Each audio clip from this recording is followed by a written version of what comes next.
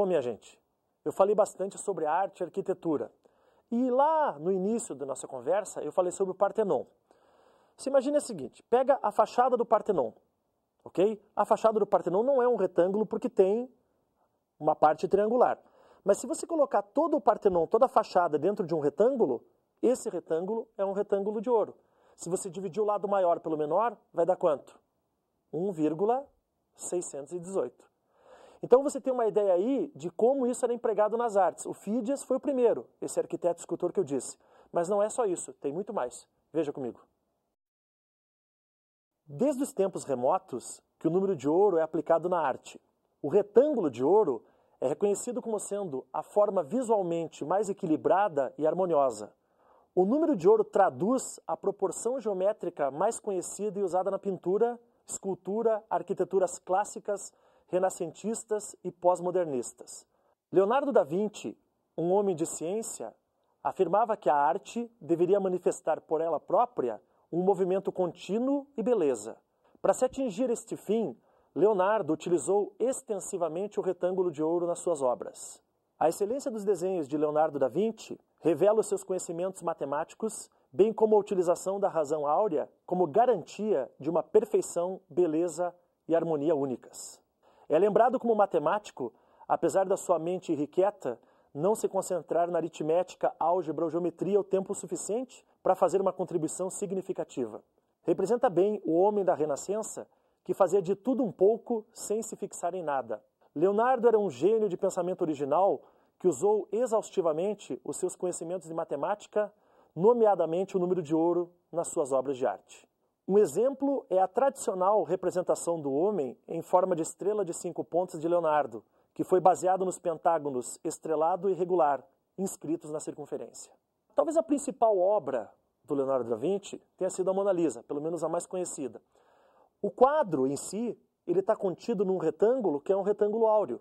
Se você dividir o lado maior pelo menor, vai dar o φ, vai dar 1,618. Mas não é só isso. Leonardo era tão atento aos detalhes que em outras partes do quadro você também encontra retângulos de ouro menores.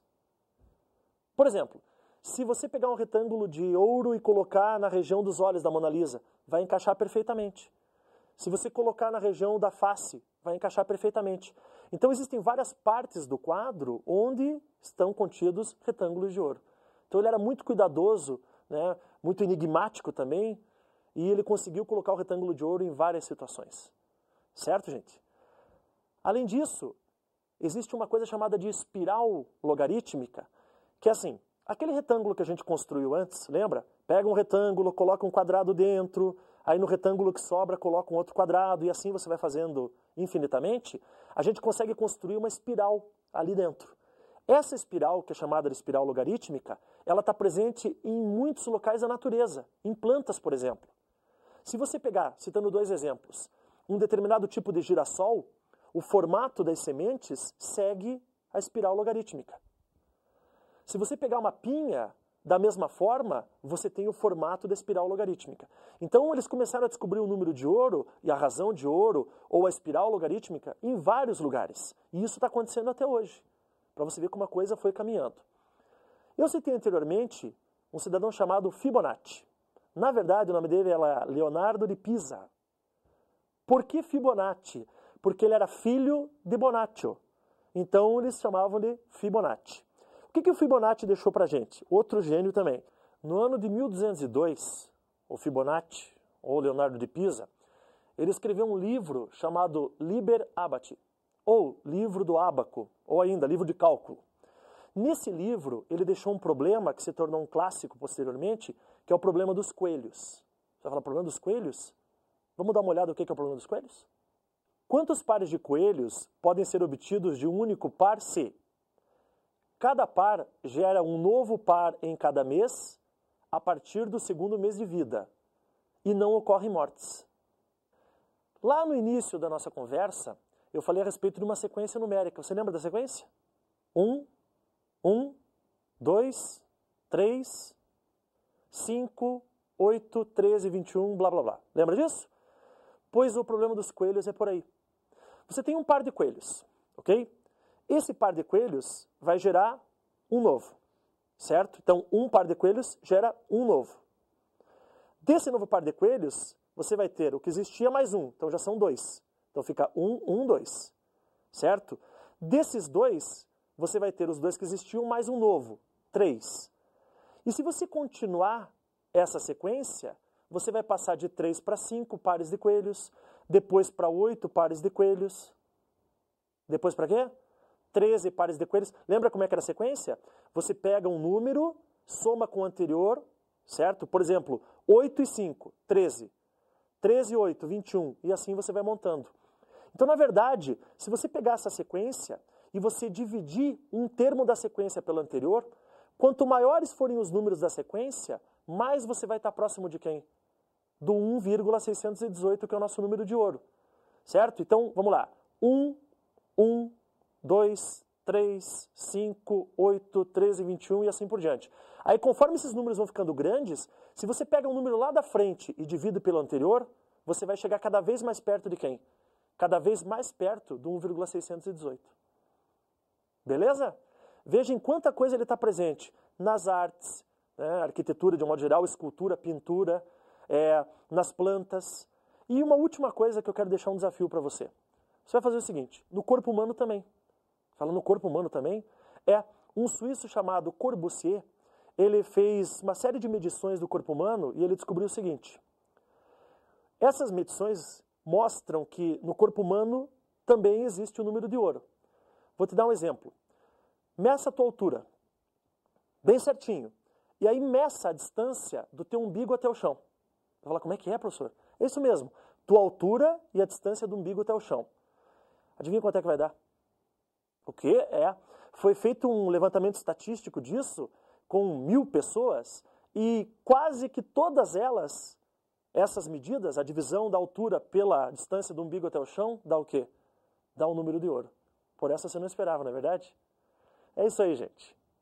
Hoje eu encerro por aqui. Agradeço mais uma vez a presença de todos vocês e a gente se encontra. Um grande abraço.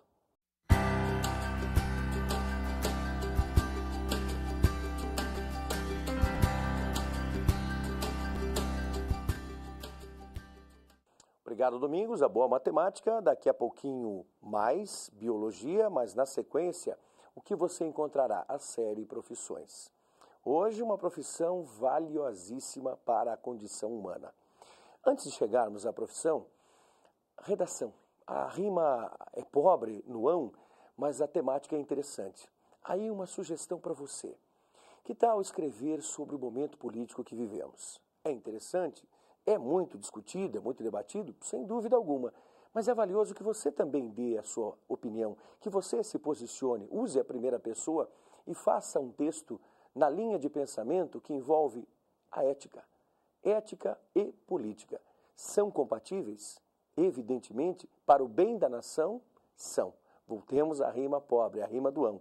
Mas cá para nós, vale a pena escrever. Então, a sugestão do Projeto Eureka hoje é um texto que apresente a ética e a política. São compatíveis? Fica a resposta para você. Na sequência, a série Profissões. Vale a pena observar.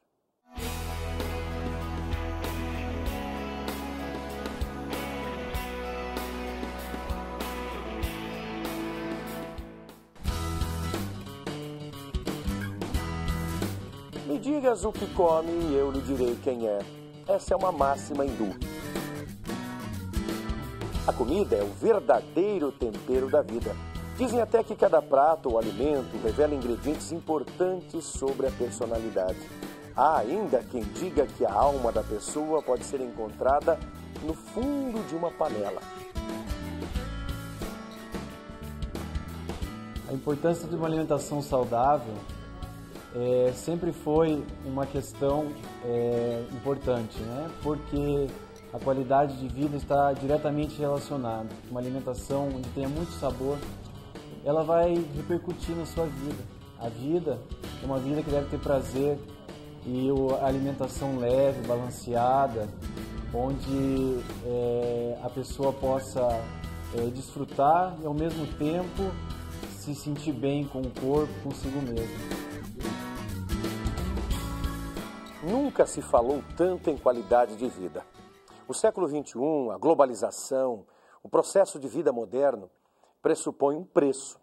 E o preço, evidentemente, é a progressão, a quantidade de tempo que vivemos. E essa quantidade pode ser medida também pela qualidade do alimento que temos. É a função do nutricionista. As principais áreas de atuação do nutricionista são administração de unidades de alimentação e nutrição, saúde coletiva e nutrição clínica. Do serviço público, por exemplo, em escolas, creches, unidades de saúde. Nessas áreas ainda a necessidade é bastante crescente, embora já tenha mudado, mas ainda necessita de profissionais atuando na área. Na realidade, ainda o acesso ao profissional, o conhecimento, a população não tem acesso ao profissional nutricionista. Digamos, se nós tivéssemos nas unidades de saúde profissional nutricionista na unidade para prevenir, orientar a alimentação saudável, certamente a população tomaria conhecimento também de qual é o papel do nutricionista. Então vai depender do profissional demonstrar a capacidade dele, do que ele é capaz. Se você pensa que a profissão de nutricionista é moleza, que é só ficar atrás de uma mesa, de um consultório, prescrevendo dietas, dizendo o que é uma boa alimentação, como ela deve ser feita, em torno de 60% de carboidratos, 30% de lipídios e 10% de proteínas, olha, você está completamente enganado. Mas o que é preciso para ser um bom nutricionista? Para ser um bom nutricionista é preciso gostar de estudar, ter dedicação, interesse, curiosidade, afinidade com o alimento. Então, antes de orientar qualquer tipo de dieta para o paciente, nós temos que conhecer o que é o alimento, qual é a composição, como que ele se comporta quando é transformado pelo processo de cocção ou qualquer outro processo, como preservar esse valor nutritivo. Por isso eu digo, é importante ter interesse, se dedicar, estudar, pesquisar. Então, se você tem esse perfil mesmo, se entendeu que a nutrição é muito importante e agradável, se a engenharia de alimentos, que é uma outra ramificação, também tem necessidade de contar contigo como profissional, siga em frente. Agora é hora sim de mastigar, é hora de comer, mas sobretudo é hora de observar o valor nutricional de cada alimento e orientar os outros.